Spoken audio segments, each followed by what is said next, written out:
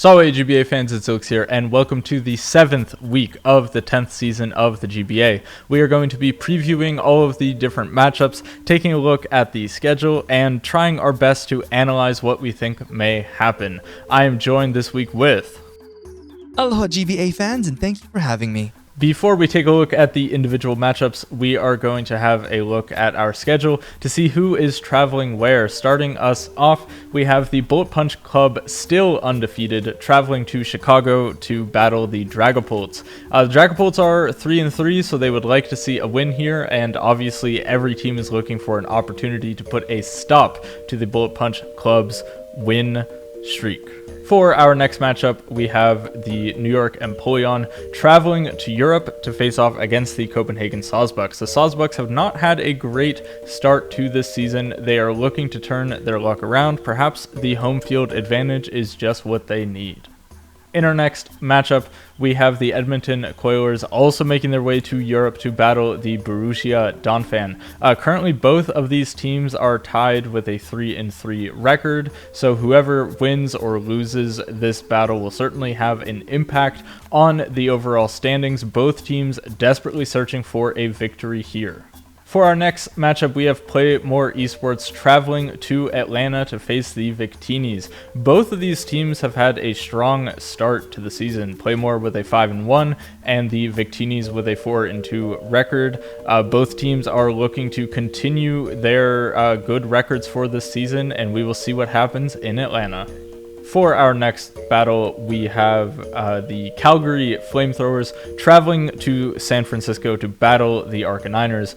Both teams off to a bit of a rocky start this season with a not very great record on both sides. So hopefully in San Francisco, we will see one of these teams turn it around and maybe continue that momentum through the rest of the season. And finally, we have the San Diego Snugglers traveling over to the Wolverhampton Weaviles. Snugglers are not looking too great on their record, so this is their opportunity to try to get a win in the bank. Obviously, the Wolverhampton Weaviles are looking to turn their tied record into a positive one here at the home field. For our first matchup, we have the Chicago Pults versus the Bullet Punch Club. The Bullet Punch Club has been on a roll, so Chicago will need to put up their best effort if they want to see a victory here. Right away, I don't see any great switch-ins to a Dragapult from the Bullet Punch Club. And while they do have a fair amount of priority available to them, Dragapult isn't too afraid of an Aqua Jet, and Chicago's defense provides many counters to a Lycanroc. That being said, the Bullet Punch Club still has a very strong roster of Pokemon and several flying types to abuse the Pult's only flying resist as Rotom Frost. Not something you want to see against the terrifying Dragonite, Galarian Zapdos, and Hisuian Braviary. I expect a heavily offensive match from both sides, and the winner will likely be whoever manages their resources more effectively to clean up what remains of the teams in the late game. Our next match, we have Play More Esports traveling to the Atlanta Victinis. This match is going to be crazy, I'm sure. Not only do we have a Roaring Moon taking on an Urshifu Rapid Strike, but there is some good bulk here.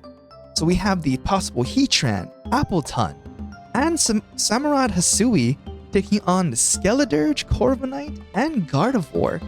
There is a lot of good mons here, and I can't wait to see what these two coaches bring.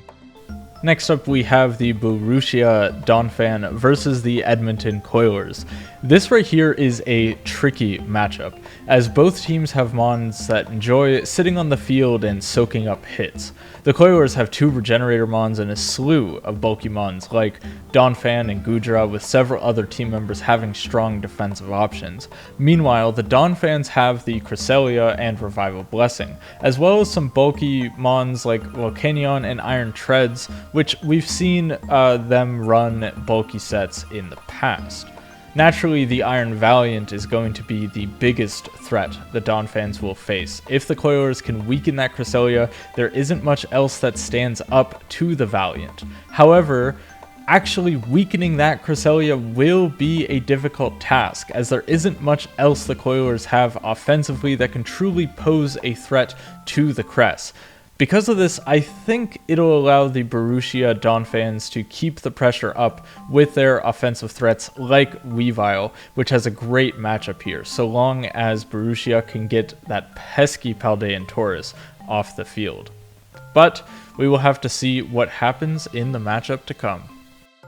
Up next, we have the San Francisco Arcaniners welcoming the Calgary Flamethrowers. So this is a pretty fun match. Not only do we have the fastest mon in the game in this one, we also have one of the strongest in Ursaluna and Baxcalibur. I'm sure they're going to go back and forth with this one, but I like Baxcalibur here. There's a lot of mons that don't want to be in front of a Bax, like Regieleki, Halucha, but we cannot deny that Chi-Yu is always and forever will be a threat. But personally, I think I'd edge out the Calgary Flamethrowers team just a little bit here.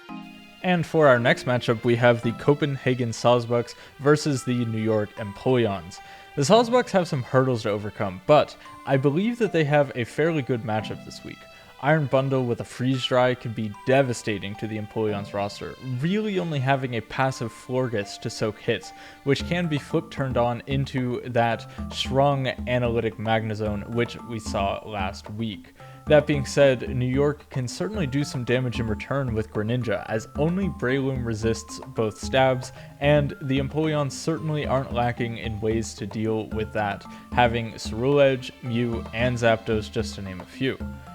The multiple Intimidate users from Copenhagen will likely cause trouble for both of New York's Terra options, and with a Zoroark hiding amongst the Sawsbucks roster, New York will probably feel safe firing off Dark Pulses from Greninja on turns where they are uncertain who the intended target may be, and a Mew with the correct set may be the utility knife that New York needs to handle the Sawsbucks roster.